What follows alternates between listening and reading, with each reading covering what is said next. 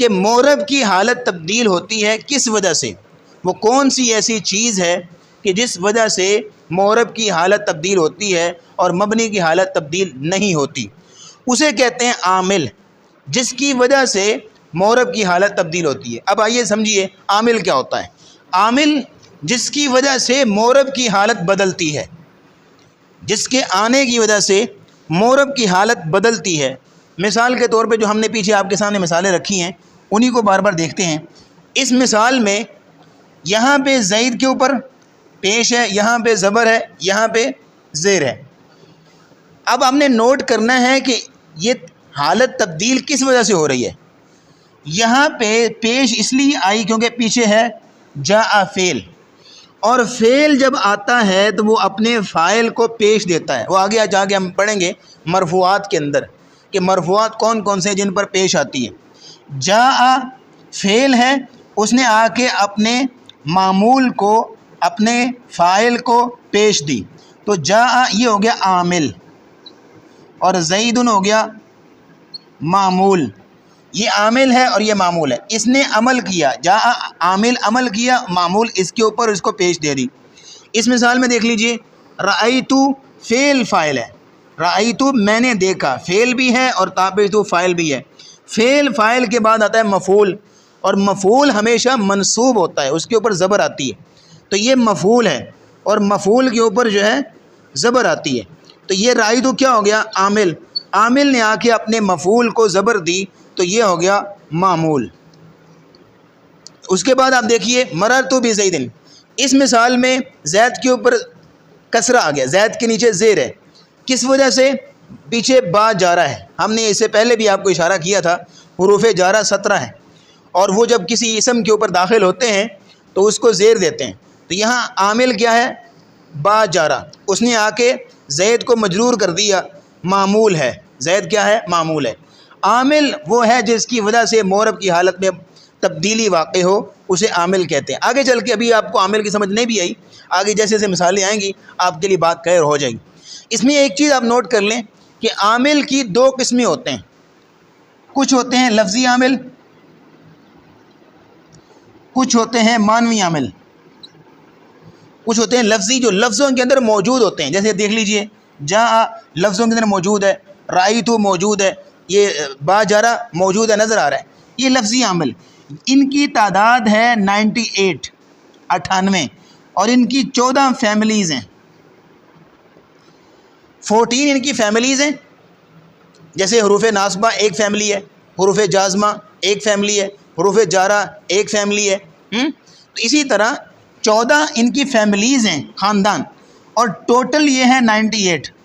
اور معنوی عامل ہیں، معنوی عامل ہیں 2، 98 اور پلس 2 یہ بنتے ہیں ٹوٹل 100 عامل، جو آپ کتاب شرح میات عامل میں پڑھتے ہیں۔ میات عامل یعنی 100 عامل، ٹوٹل جو عامل ہیں وہ 100 ہیں، جو کسی لفظ کے اوپر عمل کر کے اس کی حالت کو تبدیل کرتے ہیں، یا اس کو زبر دیں گے، یا اس کو زیر دیں گے، یا اس کو پیش دیں گے۔ ٹوٹل 100 عامل ہیں جو آپ کتاب میات عامل میں پڑھتے ہیں۔ اب آئیے تیسری بات کی طرف، ہم نے 4 باتیں پڑھنی ہیں۔ تیسری بات کیا ہے؟ اعراب کیا ہوتا ہے؟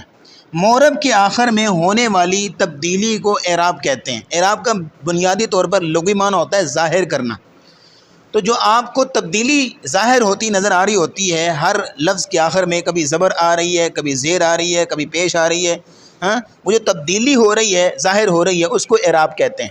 اب دیکھیے اعراب کی اقسام، اس اعراب کی 2 قسمیں ہیں بنیادی طور پر۔ ایک ہوتا ہے حرکتی اعراب،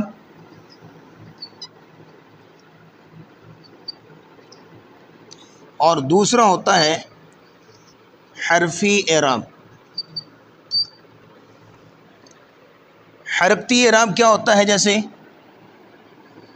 ہمارے ہاں جو مشہور ہے علامات اور نام بولے جاتے ہیں، حرف کے اوپر ایک علامت ہوتی ہے زبر، اگر اسی طرح کی علامت نیچے ہو تو زیر، اگر مڑی ہوئی علامت ہو تو پیش، زبر زیر پیش، ان کو حرکات ثلاثہ کہتے ہیں، 3 حرکتیں۔ تو یہ ہے حرکتی اعراب، حرکت والا، زبر زیر پیش۔ اور ایک اور لے لیں، سکون. تو یہ جو اعراب ہے اس کو کہیں گے حرکتی اعراب.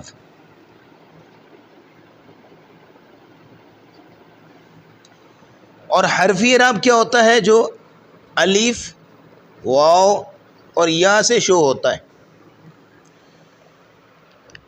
ایک ہوتا ہے حرکتی اعراب، ایک حرفی اعراب. حرکتی اعراب میں ہم نے بتایا کہ یہ جو علامات ہیں زبر زیر پیش یہ یوز ہوتی ہیں، لیکن یہ جو زبر زیر پیش ہے یہ نام اردو زبان میں استعمال ہوتے ہیں، نحو کی لینگویج میں یہ نام استعمال نہیں ہوتے.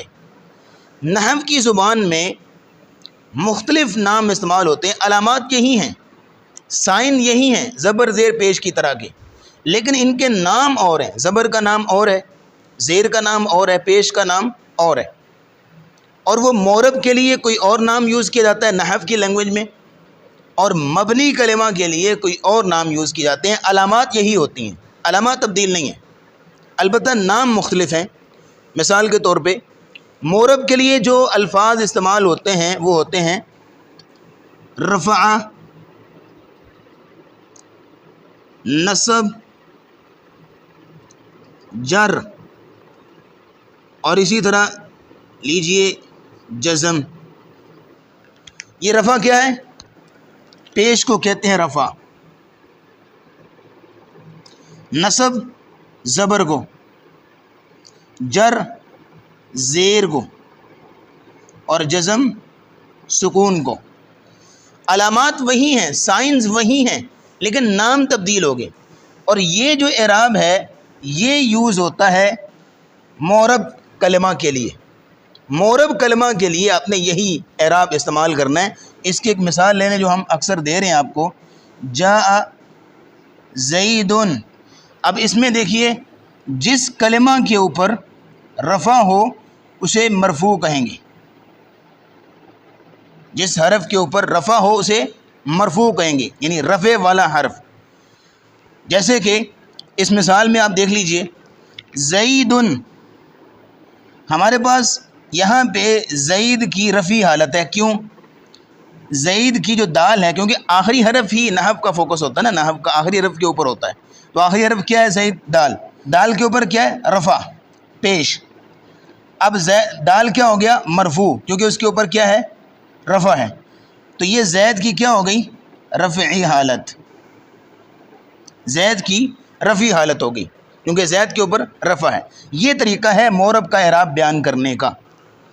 اور دوسرے نمبر پہ دیکھیے جس حرف کے اوپر نصب ہو اسے منصوب کہتے ہیں، اسے منصوب کہیں گے. اس کے اوپر نصب ہے. نصب کیسے کہتے ہیں؟ فتح. جیسے اس مثال میں آپ دیکھیے زید ہے، دال کے اوپر کیا ہے؟ نصب ہے، زبر ہے. تو دال کیا ہو گئی؟ منصوب. اور زید یا لفظ اس کی کیا ہو گئی؟ نصبی حالت. یہ نصبی حالت ہے کیونکہ اس کے اوپر نصب ہے، اور یہ مفعول ہے، اور مفعول منصوب ہوتا ہے کیونکہ اس کے اوپر نصب ہوتا ہے. اسی طرح جس کلمے کے اوپر جر ہو، یعنی اس کے نیچے زیر ہے، تو اسے کیا کہیں گے؟ مجرور. مجرور کہیں گے. جیسے کہ یہاں پہ آپ دال کو دیکھ لیجئے، یہاں پہ بزیدن، دال کے نیچے زیر ہے، جر ہے، تو دال کیا ہو گیا؟ مجرور. اب اس مجرور ہونے کی وجہ سے اس کی کون سی حالت ہے؟ جری حالت، جر والی حالت. یہ نسبی حالت ہے، نصب والی، اور یہ رفعی حالت ہے، رفع والی. تو یہ طریقہ ہے مورب کا اعراب بیان کرنے کا. اب اسی طرح ایک چیز ہے جزم. اب اس میں ایک چیز آپ نے نوٹ کرنی ہے، یہ جو رفع اور نصب ہے، رفع اور نصب یہ یوز ہوتے ہیں زیادہ تر اسماء اور اس فعل مضارع کے ساتھ، اسموں کے ساتھ اور فعل مضارع کے ساتھ. یہ جو جر ہے یہ اسموں کے ساتھ خاص ہے، اسموں پہ آتا ہے.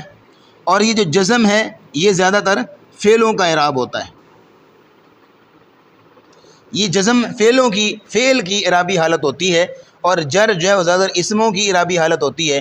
اور رفع نصب یہ اسماء اور فعل مضارع پر زیادہ تر آتا ہے. وہ آگے جا کے آگے چل کے آپ مثالوں کے ساتھ پڑھیں گے کہ رفع نصب اسم اور فعل مضارع کے ساتھ کیسے خاص ہے، اور جر اسموں کے ساتھ کیسے خاص ہے، اور جزم کا اعراب جو ہے وہ فعلوں کے ساتھ کیسے آتا ہے، تو یہ انشاءاللہ آگے چل کے پڑھیں گے۔ فی الحال کے لیے آپ یہ نوٹ کر لیجئے کہ زبر زیر پیش وہ آپ اردو زبان میں یا دیگر جگہوں پہ استعمال کرتے ہیں، لیکن مورب کا اعراب جب آپ نے بیان کرنا ہے تو ان ناموں کے ساتھ استعمال کرنا ہے۔ لیکن جب مبنی کا اعراب بیان کرنا ہے تو مبنی کے اعراب کے لیے جو الفاظ استعمال ہوتے ہیں وہ ہیں فتحہ، ضمہ، کسرہ اور سکون۔ فتحہ، ضمہ، کسرہ اور سکون، یہ وہی چیزیں ہیں جو ہم نے ادھر پڑھی ہیں، ان کی بھی علامات وہی ہیں، نام مختلف ہیں۔ فتحہ زبر کو کہیں گے، ضمہ پیش کو، کسرہ زیر کو، اور سکون وہی جو جزم کی حالت تھی۔ یہ اعراب ہے جو مبنی کے لیے استعمال ہوتا ہے۔ یہ مورب کے لیے آپ نے کسی مورب کلمہ کا اعراب ڈسکرائب کرنا ہے، بیان کرنا ہے، تو ان الفاظ کو استعمال کرنا ہے، زبر زیر پیش نہیں، بلکہ کہنا ہے کہ یہ زید کے اوپر رفع ہے، زید کے اوپر نصب ہے، زید کے نیچے جر ہے، یہ اس کی رفعی حالت ہے، نصبی حالت ہے، جری حالت ہے۔